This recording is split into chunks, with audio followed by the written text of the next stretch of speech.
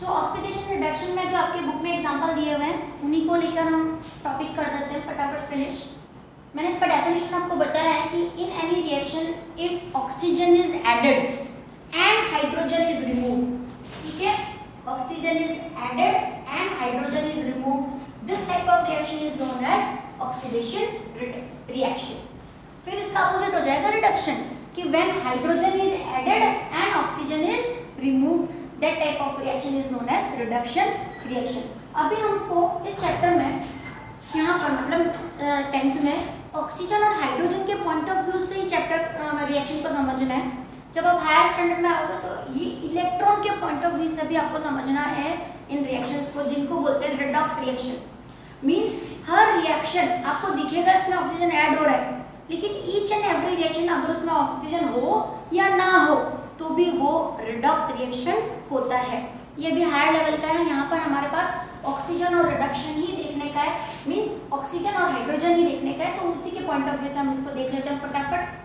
Copper है, उसका reaction हुआ ऑक्सीजन से तो कॉपर ऑक्साइड आपको मिलेगा। इसमें एक एक्सपेरिमेंट दिया हुआ है, जैसे ही आप कॉपर को ऑक्सीजन के प्रेजेंस में हीट करना स्टार्ट करते हो किसी बाउल में लेकर, है ना, तो कॉपर ऑक्साइड बन जाता है। तो कॉपर का जो कलर है वो ब्लैक हो जाएगा, यानी चेंज ऑफ कलर होगा वहां पर कॉपर से कॉपर ऑक्साइड बनने में। तो ये यहाँ पर क्योंकि ऑक्सीजन ऐड हुआ है इसलिए कौन सा रिएक्शन हो गया, ऑक्सीडेशन रिएक्शन। अब ये जो कॉपर ऑक्साइड बना, इसमें सपोज करो आप किसी पाइप के थ्रू हाइड्रोजन गैस पास करते हो, है ना, तो क्या हो जाता है, ये ऑक्सीजन यहाँ से रिमूव हो जाएगा, है ना। तो यहाँ पर देखो ऑक्सीजन तो रिमूव हो रहा है कॉपर से, लेकिन अब अगर आप ध्यान से इस रिएक्शन को देखोगे तो हाइड्रोजन में ऑक्सीजन ऐड भी हो रहा है। तो ये रिएक्शन दिखने में जैसा आपको लगेगा कि ये ऑक्सीजन हट गया, रिडक्शन, लेकिन H2 को भी देखोगे तो आपको लगेगा नहीं ये तो ऑक्सीडेशन भी है। तो इस रिएक्शन को हम ऐसे एक्सप्लेन करेंगे कि when copper oxide changes into copper, यानी ऑक्सीजन हट गया तो रिएक्शन कौन सी हो गई, रिडक्शन। और हाइड्रोजन में क्योंकि ऑक्सीजन ऐड हो रहा है इसलिए रिएक्शन कौन सा हो गया, ऑक्सीडेशन। तो क्योंकि दोनों मिला के रिएक्शन है इसलिए इसको क्या बोल देंगे, रिडॉक्स रिएक्शन। तो आपको ऐसी रिएक्शन बहुत सारी मिलेंगी जिसमें आप ये देखोगे कि दोनों रिएक्शन हो रही है, एक ही रिएक्शन में ऑक्सीडेशन भी हो रहा है, रिडक्शन भी हो रहा है। तो एग्जाम में ऐसा क्वेश्चन बहुत पूछते हैं कि इस रिएक्शन में क्या हो रहा है। ये सिंपल एग्जाम में बोर्ड में ही पूछा हुआ क्वेश्चन है कि इसमें कॉपर का क्या हो रहा है ना। तो आपको कॉपर का क्या दिख रहा है, यहाँ पर ऑक्सीजन हट रही है इसलिए रिडक्शन, जबकि हाइड्रोजन का क्या हो रहा है, ऑक्सीडेशन। ओके, सिर्फ इतना इसमें समझने का है। डेफिनेशन लिख दिया और आइडेंटिफाई पता चलना चाहिए आपको कि रिएक्शन में एक्चुअल में क्या हो रहा है। आपके बुक में 2 एग्जांपल दिए हुए हैं, ध्यान से उनको देखो, पेज नंबर 12 पे जिंक ऑक्साइड प्लस कार्बन।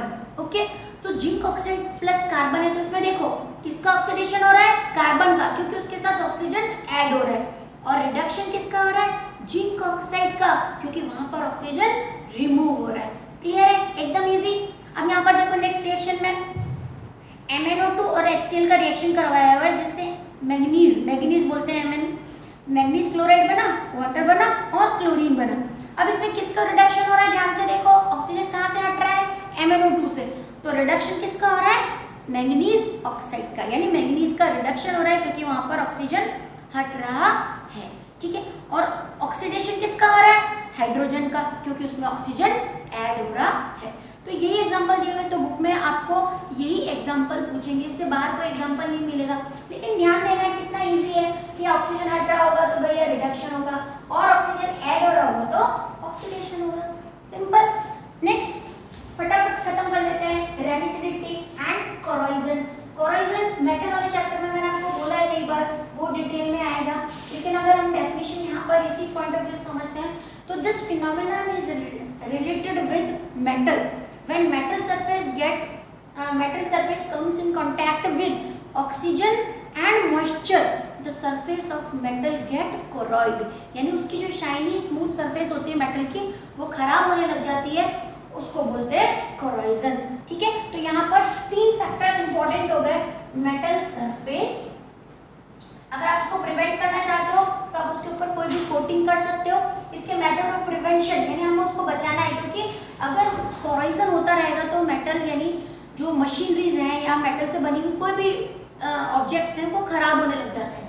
तो 3 चीजें हो गई यहाँ पर, मेटल सरफेस, मॉइस्चर, मॉइस्चर मतलब वाटर, ठीक है, और ऑक्सीजन। यानी अगर किसी भी रिएक्शन को कोरॉइड यानी कि अगर कोरोजन होना है तो उसके लिए 3 फैक्टर इंपॉर्टेंट है, मेटल सरफेस होना चाहिए, मॉइस्चर होना चाहिए और ऑक्सीजन होना चाहिए। अगर आप कोरोजन को प्रिवेंट कर रहे हो तो तीनों में से कोई एक फैक्टर भी अगर एब्सेंट होगा तो कोरोजन नहीं होगा, है ना। यानी आप मेटल सरफेस को मॉइस्चर से भी बचा लो और ऑक्सीजन से बचा लो तो मेटल सरफेस प्रिवेंटेड होगा, है ना, तो उस केस में कोरोजन नहीं होगा।